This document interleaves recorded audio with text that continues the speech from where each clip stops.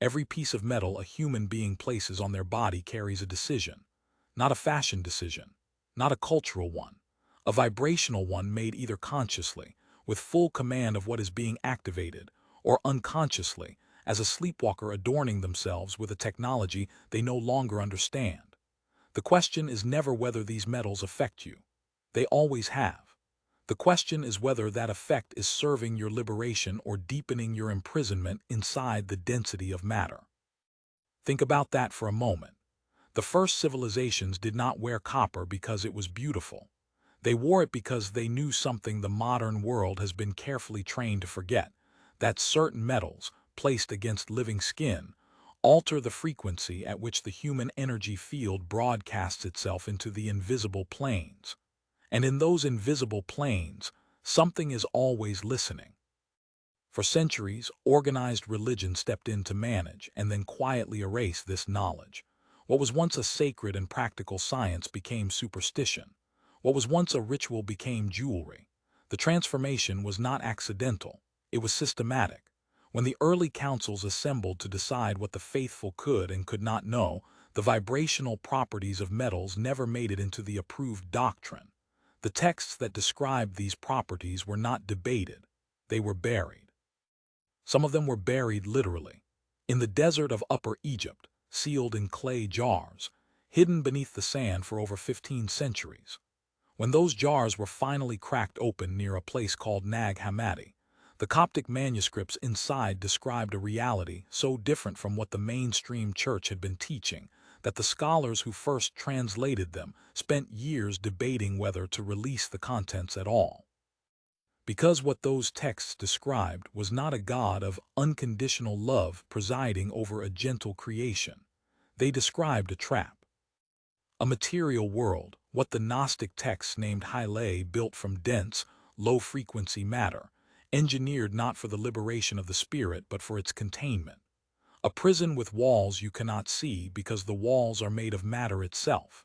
And presiding over this prison, administering the machinery of density, were forces the texts called the Archons, not demonic in any theatrical sense, not divine in any way that would bring comfort. They are described as administrators of the material interface, operators of the signal, entities whose singular function is to ensure that the spark of divine consciousness, what the same texts call the monad, remains blind to what it truly is. Now pause there, because this is where the knowledge stops being philosophy and becomes something you can use, and that practical layer is precisely what was stripped away.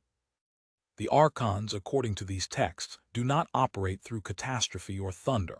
They operate through frequency, through the constant broadcast of Hylae of dense materiality that keeps human attention riveted to the physical and severs it from anything beyond. Think of it as a signal, a low-frequency carrier wave embedded into the structure of matter itself, designed to overwhelm the higher frequency signal of the monad, a jamming system.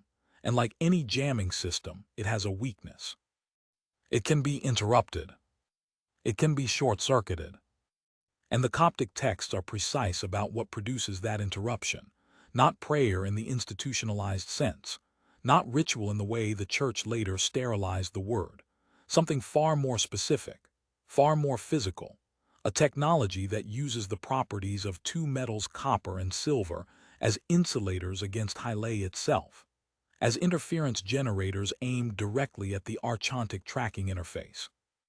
You were never meant to know this, but you always felt it, that inexplicable sense of weight that lifts when certain metals touch your skin, that clarity that arrives without explanation, that feeling, dismissed as coincidence, that something in the air around you shifted. That was not imagination. That was your monad recognizing a frequency it had been starved of. What those metals are doing, why the ancient Gnostic practitioners used them with such precision, and what fatal error almost every modern seeker makes when they attempt to use them. That is exactly what is about to be revealed. There is a specific frequency copper emits when it makes contact with living skin. What the Archons do the moment that frequency is detected in the material field, and how silver changes everything about that response, is the knowledge that was sealed in those jars for 1,500 years, and it is far more precise than you have been allowed to imagine. Copper does not conduct electricity the way a wire conducts electricity. That is the physics lesson, useful, limited, and entirely beside the point. What the Hermetic texts understood, and what modern materialist science has no framework to measure, is that copper conducts something far older than electrical current. It conducts intent. It conducts the living frequency of the body that wears it. When copper makes contact with skin, it does not simply sit there as an inert ornament. It begins to resonate. It picks up the oscillation of the bioelectric field, the same field that ancient practitioners called the auric body, and it amplifies it outward, like an antenna that has been tuned to a specific station, the station of the monad. This is not metaphor. The Hermetic corpus, the body of texts attributed to Hermes Trismegistus and predating Christianity by centuries, describes metals as having what translators have rendered as sympathetic resonance with specific planes of existence. Copper was assigned to the sphere of Venus, not because ancient astronomers were indulging in poetry, but because Venus in the Hermetic system corresponded to a specific frequency band of the living cosmos. A band associated with the flow of vital energy, with the movement of life force through the subtle body, and critically, with the grounding of that force into the physical plane in a way that does not allow it to be bled away. Bled away, hold that phrase. Because the archontic interface as described in the Nag Hammadi texts operates through extraction, it does not attack, it drains. It creates conditions in the material world, stress, distraction, overstimulation, emotional chaos, that cause the human energy field to hemorrhage vital force outward into the hylae, where it dissipates and feeds the density. You have felt this. Everyone who has ever walked out of a crowded city feeling hollowed, everyone who has sat in front of a screen for hours and risen feeling not rested but consumed, everyone who has gone to sleep full and woken up exhausted, they have felt the drain. They simply had no name for the mechanism. Copper interrupts that mechanism. When worn correctly on the body, copper creates what the Coptic texts describe as a sealing of the luminous boundary. The auric field stops broadcasting its full signal into the material plane. It grounds. It contracts into coherence. And a coherent energy field is far more difficult for the hylae interface to read, track, or extract from. You become, in a very literal vibrational sense, harder to find. Now bring silver into the picture. Because copper and silver do not do the same thing. They are not interchangeable. They are complementary, and the distinction between their functions is the difference between a shield and a mirror. Where copper grounds and seals, silver reflects. The Gnostic texts are explicit about this property, describing silver as the metal of the lunar sphere, the sphere that governs the threshold between the material world and the astral plane. That threshold is precisely where archontic entities operate most aggressively, because it is the boundary where consciousness is most vulnerable. During sleep, during deep meditation, during any state in which waking attention relaxes its grip on the physical body, the astral field becomes exposed. And exposed fields attract exactly the kind of parasitic extraction the texts warn against with such urgency. Silver placed on the body does not simply block this exposure. It reverses it. A reflective surface returns the signal to its source. When an entity in the astral field reaches toward a human energy field shielded with silver, what it encounters is not an opening but a mirror, its own frequency thrown back at it, disorienting the extraction attempt, breaking the contact before it can root. This is why silver was used in protective ritual across dozens of ancient traditions that had no known contact with each other. Egyptian, Mesopotamian, early Christian mystical, Hindu tantric. The convergence is not coincidence. It is independent rediscovery of the same observable phenomenon. But here is what none of those traditions advertised openly, what the texts kept at the innermost layer of their transmission. The real technology is not copper alone. It is not silver alone. It is the circuit created when both metals are worn simultaneously on the living body. Copper draws the vital field inward and grounds it. Silver surrounds the grounded field with a reflective boundary.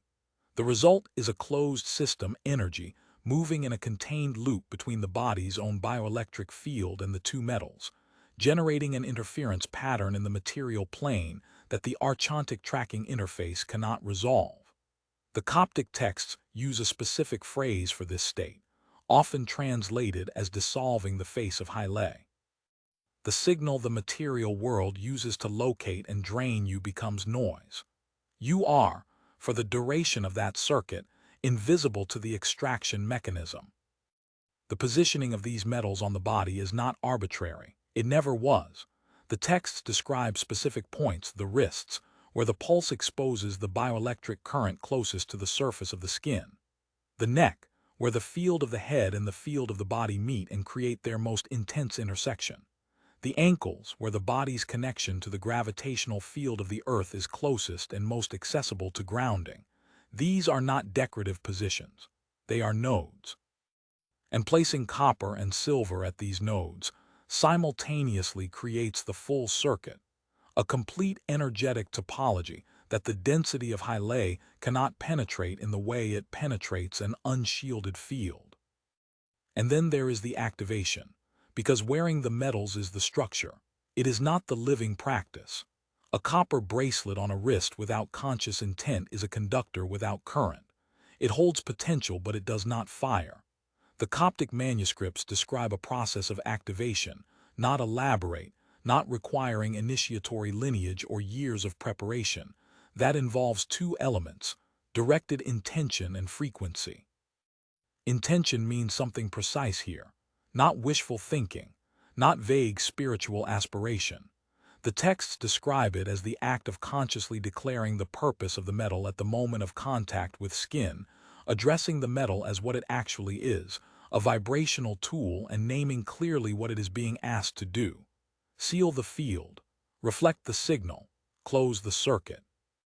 In the Hermetic tradition, this act was sometimes accompanied by a spoken formula in a specific tonal register, because the ancients understood that the human voice, at certain frequencies, generates sound waves that directly interact with the resonant properties of metal.